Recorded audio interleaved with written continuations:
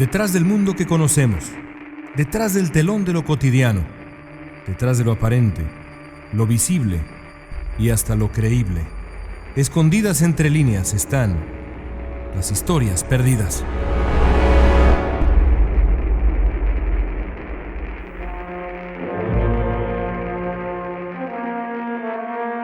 Cuando los historiadores revisan los últimos 300 años de la humanidad y tratan de concluir quién fue la persona que de manera más radical modificó el rumbo del planeta, un nombre viene a la mente antes que ningún otro: Napoleón Bonaparte.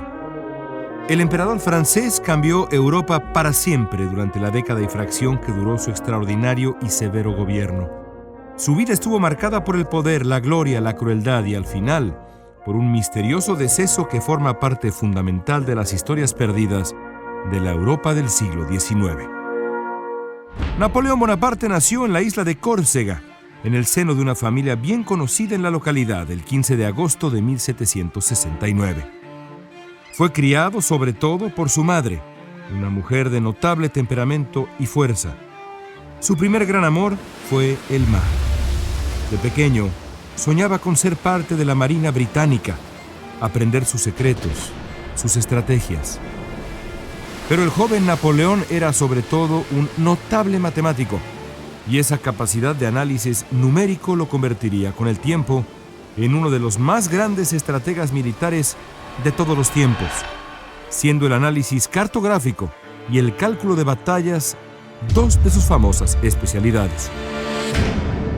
Fue gracias a todas esas aptitudes, además de los contactos de su padre y algunas amistades cercanas de su madre, que Napoleón comenzó su camino en la vida. El primer paso fundamental en la formación del futuro emperador fue su llegada, apenas a los 10 años de edad, al sistema de educación militar en Francia. Después de 7 años, Napoleón Bonaparte, el pequeño genio matemático de Córcega, ya estaba listo para reclamar su sitio en la historia del género humano. Su ascenso fue meteórico y comenzó en la última década del siglo XVIII con su carrera militar. Para 1790, en plena Revolución Francesa, tenía poco más de 20 años de edad. El ambiente convulso y difícil de la Francia revolucionaria sería perfecto para un hombre de la valentía y la brillantez militar del joven oficial Bonaparte. Cuando el idealismo revolucionario dio paso a la violencia y el terror de la guillotina, la gente empezó a buscar a un hombre providencial, un hombre de armas que restaurara el orden. Fue entonces cuando el oportunismo inigualable de Napoleón encontraría la puerta de entrada hacia la historia. El momento clave de ese periodo fue el sitio de Tolón, en los últimos meses de 1793. En un acto de enorme osadía, Napoleón Bonaparte se encargó de reorganizar las fuerzas republicanas para derrotar a los realistas apoyados por Francia y España. Tenía solo 24 años de edad. A pesar de que había generales de reconocida sapiencia en las filas francesas, fue el joven Bonaparte quien, arriesgando su propia vida, logró acaudillar la victoria republicana. Lo que más impresionó a sus compatriotas y rivales fue la capacidad inaudita de ese joven para organizar las filas de su ejército y diseñar estrategias de batalla. Este genio táctico convertiría a Napoleón en quizá el mayor genio militar de la historia humana. Un hombre que podía diseñar batallas cada minuto, cada segundo, con solo echarle un vistazo a los mapas. Apenas 2 años después, Napoleón Bonaparte ya controlaba la seguridad en París, donde con crueldad y astucia acabó de una vez por todas con la rebeldía que había plagado las calles de la gran ciudad por años. El prestigio del joven en la sociedad francesa crecía día a día, lo mismo que la idea que el propio Bonaparte tenía de sí mismo y de su lugar en la vida de Francia. La historia, con H mayúscula, estaba por escribirse. De los muchos y extraordinarios triunfos militares que dieron fama a Napoleón, pocos pueden compararse con la espectacular invasión a Italia en 1796. Ahí Napoleón comenzó a desplegar otro de sus grandes talentos, la capacidad de inspirar una fidelidad casi fanática entre sus tropas. Un par de años después, en una decisión que cambiaría el equilibrio del poder en Europa y África para siempre, optaría por invadir Egipto donde pronunciaría una de sus frases más famosas para precisamente inspirar a sus hombres. 40 siglos de historia os contemplan. La campaña en Egipto sirvió además para registrar y catalogar por primera vez la belleza de aquel país en una magna obra ordenada por Napoleón, la descripción de Egipto. Los triunfos épicos de Napoleón le permitieron ganar terreno entre los franceses, que comenzaron a verlo como un hombre providencial.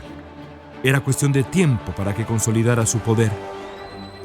Para finales del siglo XVIII, Napoleón Bonaparte era ya llamado primer cónsul de Francia, el hombre más poderoso del país. De manera increíble, al final, la Revolución Francesa había servido para coronar a un hombre que ostentaría mucho más poder que la realeza depuesta por el movimiento revolucionario. Napoleón usó los primeros años de su mandato para librar cruentas batallas en Europa, incluida la famosa invasión italiana desde los Alpes, y establecer nuevas leyes en Francia. Gozaba de poder absoluto y un respeto y temor crecientes entre las élites europeas.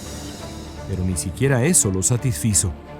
Para 1804, Napoleón y sus secuaces descubrieron una supuesta conspiración para asesinarlo. Él aprovechó la circunstancia para robustecerse, dando el paso inaudito de nombrarse emperador. Para muchos biógrafos del gran militar francés, aquella fue la decisión que marcó el principio de la decadencia napoleónica. Aquel que había sido un héroe republicano se convertía en un monarca intocable. Algunos de sus admiradores, incluso en el mundo de las artes, se dijeron decepcionados. Beethoven, por ejemplo, le retiró la dedicatoria de su tercera sinfonía, la famosa Heroica. El gran hombre comenzaba de manera lenta pero segura a caer. El ascenso de Bonaparte al trono imperial francés en 1804 daría principio, sin embargo, a 10 años sangrientos para Europa. Su voracidad desmedida lo llevaría a invadir buena parte del territorio europeo y a sacrificar la vida de cientos de miles de soldados franceses y un número mayor de miembros de los ejércitos del Reino Unido, Rusia, España, Austria y Prusia. Y esto sin contar a los más de 200.000 caballos de los que el ejército napoleónico abusó hasta la muerte, dada la velocidad de desplazamiento que el emperador exigía. De 1804 a 1815, Europa se alió 5 veces en contra de la voracidad napoleónica. Al final, sin embargo, fue la propia soberbia del emperador la que acabó con su sueño hegemónico.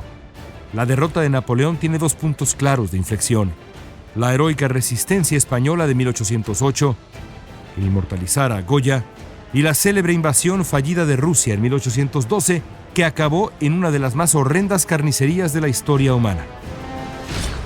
La historia dice que la derrota de Napoleón en Rusia se debió sobre todo a la llegada del inclemente invierno. El general invierno, le llamaban los agradecidos rusos. Pero lo cierto es que el emperador pecó de soberbia, arriesgando a cientos de miles de hombres en una expedición que comenzó por la molestia de Napoleón ante la falta de sumisión inmediata de Rusia. La derrota le costaría muy cara. Apenas 2 años más tarde, fue enviado al exilio en la isla de Elba, cerca de la costa de Italia. Por un momento, Europa respiró tranquila. Parecía que había terminado ya el terror napoleónico. Pero ni siquiera el mar que rodea la isla pudo contener el ímpetu guerrero de Napoleón Bonaparte. Contra todo pronóstico, intentaría escapar y hacerse de nuevo del control de Europa. Era un plan enloquecido, descabellado, digno de un loco, de un genio quizá. Napoleón tal vez era las 2 cosas. Así, el capítulo final de su extraordinaria vida empieza con un asombroso intento de retomar el poder europeo y concluye con el misterio más grande alrededor de la figura napoleónica: su muerte. Para 1815, Napoleón y un número considerable de seguidores comenzaron a planear su vuelta a Europa, dejando atrás el exilio. A pesar de lo descabellado que parecía, Napoleón pensaba llegar a Francia y, a fuerza de personalidad e ímpetu, reconquistar terreno hasta hacerse otra vez del poder. De manera increíble, el plan funcionó. Para marzo de 1815, Napoleón ya estaba de vuelta en París, aclamado por la multitud. Desde ahí, lanzó su última ofensiva. Del otro lado se encontró con una nueva coalición europea en su contra, encabezada esta vez por el Reino Unido y Prusia. La batalla definitiva ocurriría en Waterloo, Bélgica, el 18 de junio de 1815. Ahí se dieron las caras Napoleón y su mayor rival militar, el Duque de Wellington. Al final, después de varias horas de valiente resistencia inglesa y esfuerzo sobrehumano de los prusianos, los aliados derrotaron a Napoleón y a sus grandes generales. Waterloo sellaría el destino de Napoleón. Un mes después de la batalla estaba ya en la isla volcánica de Santa Elena, en el medio de la nada, condenado para siempre al exilio. Y ahí comienza el misterio. Napoleón vivió 6 años en esa isla. Durante ese periodo, su principal enemigo fue Hudson Lowe, el hombre de finas maneras designado como gobernador de Santa Elena y carcelero de Napoleón. Bonaparte acusó muchas veces a Lowe de querer matarlo durante los últimos años de su vida. Para entonces, la salud de Napoleón se estaba deteriorando y el depuesto emperador quiso hacer responsable a Lowe. Bonaparte murió el 5 de mayo de 1821. La causa más aceptada de su muerte fue un cáncer de estómago, el que había quitado la vida a su padre también. Aún así, hay quienes aseguran que el gran militar fue asesinado. ¿Será posible? Hay, por ejemplo, un estudio donde se dice que varias muestras del cabello de Napoleón revelaban presencia considerable de arsénico días antes de morir. En cualquier caso, Napoleón quería que su muerte fuera interpretada como un asesinato cometido por su carcelero y enemigo Lowe. Así lo escribió incluso en su testamento. ¿Cuál es la verdad? Es difícil saberlo. Para averiguarla, habría que exhumar los restos del gran hombre, que descansan hasta el día de hoy bajo el domo dorado del mausoleo más hermoso del mundo, los Inválidos, en París. Desde ahí, desde su tumba magnífica, Napoleón Bonaparte contempla Europa, el continente que algún día quiso hacer suyo.